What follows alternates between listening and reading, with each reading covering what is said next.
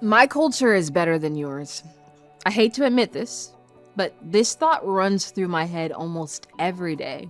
And it's tough when there are other more dominant cultures around me. I see how they work and I want to change them because I know better. And the more I think about this, the more I want to laugh because there's one thing every culture has in common. They all think they've got it right. But how should I approach this as a believer in Christ Jesus?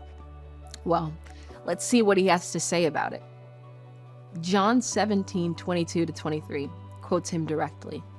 I have given them the glory that you gave me, that they may be one as we are one, I in them and you in me, so that they may be brought to complete unity.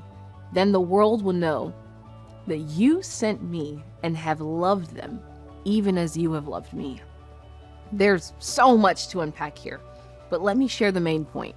Jesus was praying that believers would be unified in him because everyone else would see this incredible unity and understand who he actually was and is.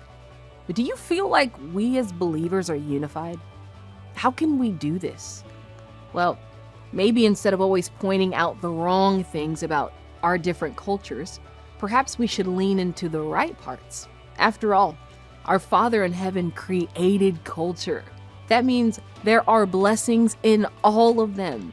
If we start with the good, if we begin to encourage, love, and unite in those blessings by the Savior's help and much humility, we can begin to work on those parts that need healing and forgiveness and show the world Jesus' prayer is still active today because his church, with its many different cultures, love one another because they are submitted to Jesus' culture first. I'd love to hear your thoughts in the comments below.